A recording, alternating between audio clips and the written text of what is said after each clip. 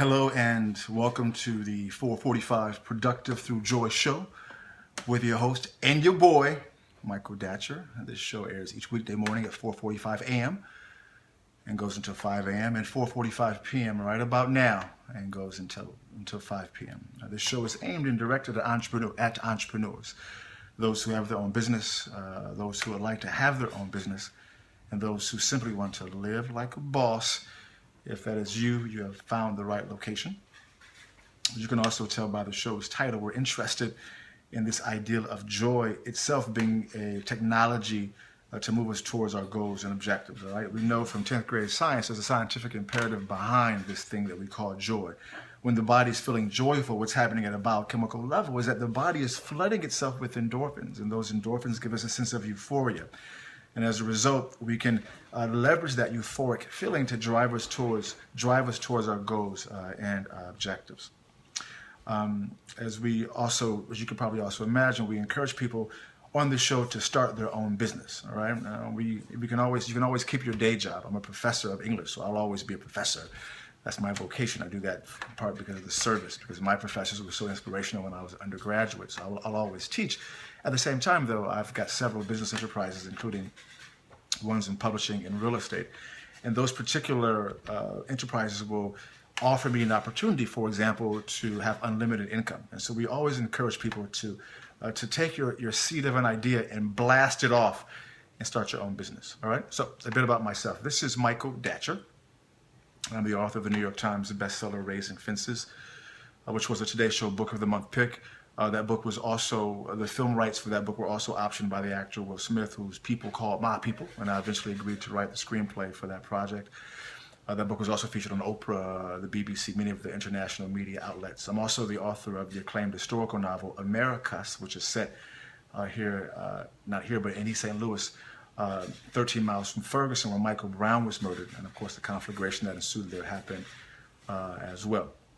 I'm also the founding editor of the International Journal of Literary Nonfiction called The Truth About the Fact, which is a journal that's based here in America, but which has a global readership and submission pool. In fact, if you are a writer writing in the nonfiction genre, you can go to thetruthaboutthefact.org. I'm also the former executive director of the World Stage, a literary and jazz venue which offers all types of jazz and literary educational programming for adults and for children as well. If you are into jazz or literature, live in LA in particular and have kids, go to theworldstage.org.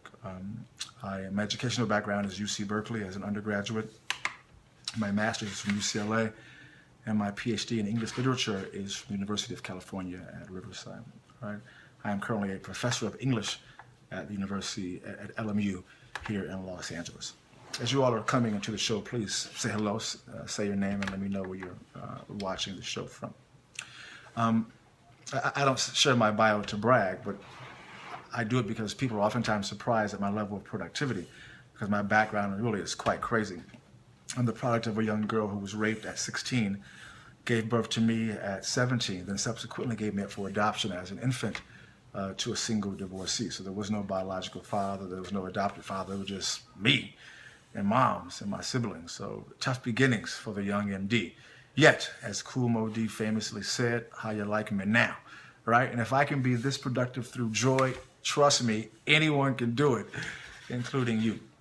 And so in the morning show, we talk a great deal about the import of framing your day before your day has a chance to frame you. At times, as we know, we wake up on the proverbial wrong side of the bed. We stub our toe, or we're stressed from some issue that happened the night before. We've awakened with grinding our teeth or whatever. Our day starts off on the bad foot. And so that at times can define how the rest of our day can go, which is not good. And nothing is worse than having a day start poorly and having your whole day follow suit. And so we encourage people to think about using ritual when they first wake up as a way to mitigate against the potentiality of having your early morning define, if it's a bad morning, for example, impact the rest of your day. So let me briefly share my morning ritual to give you a sense of what I'm talking about. So in the mornings, I wake up at 4 a.m. I read a couple of spiritual books and or business books. I do our morning show at 4:45. Then at 5, I walk to the beach. I live right here in Venice. I bring my drum, right by the coast here. I bring my drum, I do yoga, I meditate, I pray. I come back to the crib Hey, Benamushi, Eze is in the building from Houston, H-Town is representing. Or you're in Dallas now. And so I do that. And then I come back to the house here for a few hours to work on my current book, and then go back to the beach to run along the coast and all the way back, and to my gym eventually, where I do hit the weights. So by 8 o'clock, guys, I'm feeling amazing. And I leverage that feeling of euphoria towards my entrepreneurial goals and objectives, all right? In fact, we're encouraging people. Well, right now I'm reading 2 great books. I'm reading the book of Proverbs in the Bible, and the book Think and Grow Rich by Napoleon Hill. And from those readings, I extract some wisdom. Basically, I see what's hitting me with that reading, and I think about that particular extraction of wisdom throughout my day. I call it the morning chant. So today's morning chant, again, extracted from the book of Proverbs and Think and Grow Rich by Napoleon Hill, is the following. All right? It is, through spiritual practice, I am patient because I know the abundance I visualize and work for will manifest. Once again, through spiritual practice, I am patient because I know the abundance I visualize and work for will manifest. So from that reading, of course, I put that on my phone. I contemplate that idea throughout my day, but I also create the morning and afternoon shows based upon that morning reading as part of my morning chant. So every show we do here is rooted in some type of an organic spiritual dynamic, which kind of adds power to this show, and also power, I would argue, and we would argue in this company, to those who would like to align their particular ethical and personal beliefs with their entrepreneurial beliefs, goals, and desires. And so we're talking today about visualization and productivity. What is the tie between visualization and productivity? Let me say as an aside, please go to michaeldatcher.com or productivethroughjoy.com. We offer live trainings, one-on-one trainings for how you can become more productive through joy. And we offer also a free consultation to see if our training approaches can really affect and relate and help you do what you need to do. We like to live. These really aren't for everyone, as we always say, because they really aren't. It does involve some hard work and some discipline. And we find everyone doesn't really want to invest those 2 things. So we vet each person who would like to take the trainings. But if you are interested, please reach out, holla at me, and let's talk about it, all right? Let's dive into today's show. So we're talking today about visualization and productivity. Point 1 is you have to know that there is a scientific underlay behind the idea of visualizing things. Meaning, when you visualize a thing in your mind and you hold that thought in your mind and you connect it with emotion, for some reason, some way, the universe begins to operate, coagulate around that particular idea. So literally, it creates opportunities that you can take advantage of. So what I'm getting to is that what happens in my experience is that if you hold a thought in your mind, because thoughts are actually things, a thought actually has matter. When you hold a thought, then you visualize the thought, you make it visual, and you hold that thought, you tether that thought to emotion like deep belief or passion. What happens is that opportunities begin to open around you. So it's best seen through example. It's almost as if a door will pop up right in front of you. And you have to still walk through the door and do your part to walk through the door. But in my experience, opportunities will manifest based upon holding an idea, a thought, a visualization in your mind over a period of time with emotion. Doors of opportunity pop up. You have to still walk through it, but you get your shot. That's point 1. That's just science. I'm not sure why it works. I'm not sure even how it works, but I know it does work. I've done it many times. Point 2 is, once you are able to visualize an idea, make that door manifest, you have to do the work. Listen, our show 2 days ago was about fear.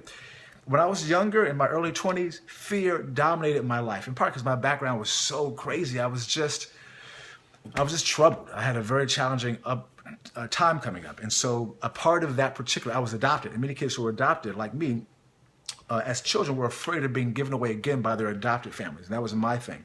And so I grew up basically in fear of being given away again. And fear is contagious. It began to also operate in other aspects of my life.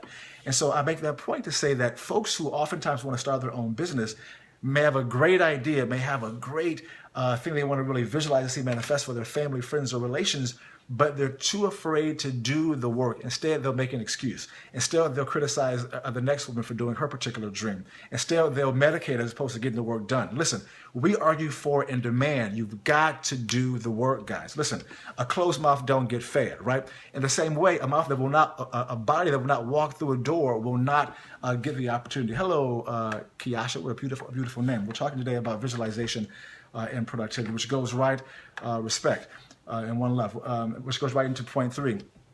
As you begin to hold ideas in your mind, visualize them, when the opportunity manifests in front of you, and when you begin to go through that door, what's great, of course, is that you get a chance to benefit from the opportunity. But in business, you have to also inspire your staff, those around you, to have a similar type of ideology.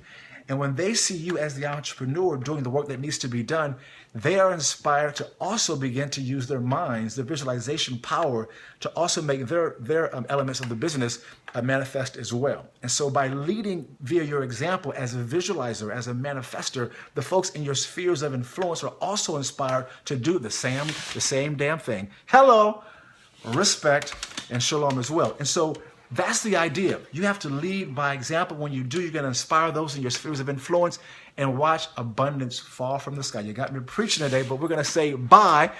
Thanks for listening. This is Michael Datcher, your host and your boy, coming live and direct all day, every weekday, I should say. You got me rhyming too. Holla at me through Twitter at Michael Datcher, through Facebook at Michael Datcher, through Instagram at Michael Datcher. For show, go to michaeldatcher.com and productivethroughjoy.com. Reach out to me, get your free consultation about how you can become more productive through joy. And as we say on this show, let's talk about it and be about it. Deuces.